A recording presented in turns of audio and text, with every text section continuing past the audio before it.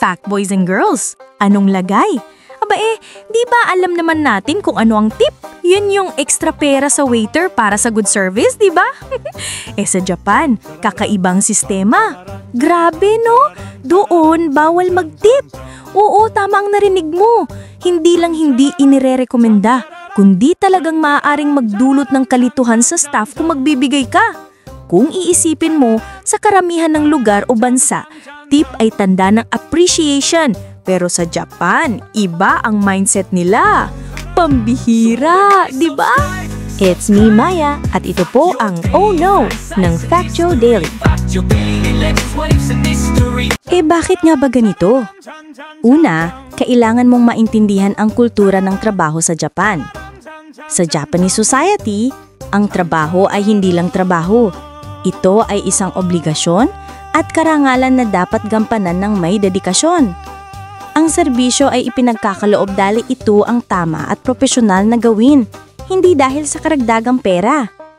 Kung magtitip ka, pwedeng isipin ng empleyado na bakit kailangan ng dagdag na bayad para sa ginagawa kong trabaho. Medyo awkward, di ba? Isa pang dahilan, sa Japan, mataas ang pagpapahalaga sa integridad at respeto sa trabaho.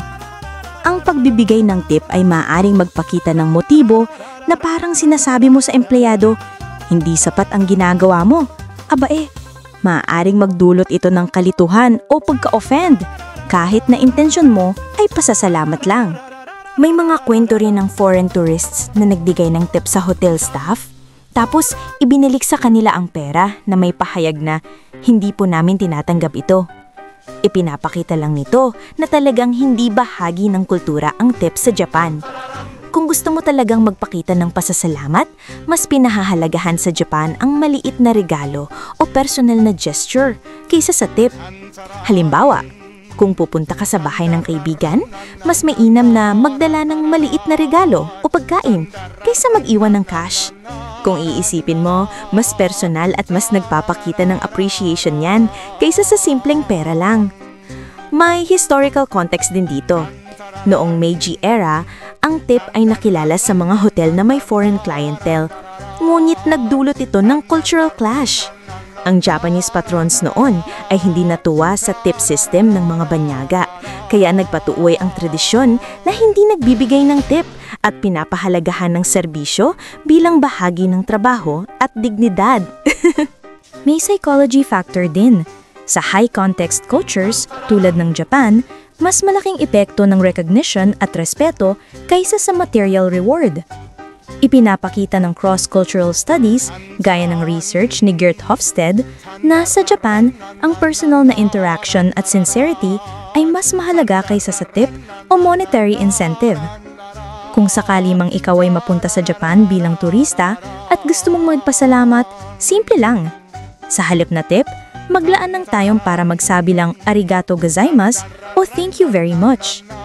Ang staff ay mas natutuwa sa personal na salita kaysa sa pera. Practical tips. Huwag magbigay ng cash tip sa restaurant, hotel, taxi o tour guide. Kung gusto mo talagang magpasalamat, maaaring gumamit ng maliit na card o sulat. O kaya, bumili ng souvenir o maliit na bagay na simbolo ng pasasalamat. May mga restaurants sa Japan, lalo na sa tourist-heavy areas, na nag-a-advertise ng no-tipping policy para malinaw ang expectation sa lahat. Kung iisipin mo, napakaraming subtle cultural nuances na nagpapakita kung paano naiiba ang Japan sa ibang bansa. Comment mo nga sa baba kung nakaka-curious sa iyo ang ganitong cultural quirks o kung may napuntahan ka ng lugar na kakaiba rin ng rules sa tip. Oh no! The world is weird and we are here to prove it. Ako po si Maya. Till next time. Shing! Sa mga kwentong pambihira, sumubaybay, subscribe! Fact your daily, fact, size, and history. Fact your daily, legends, what ifs, and history. Fact your daily.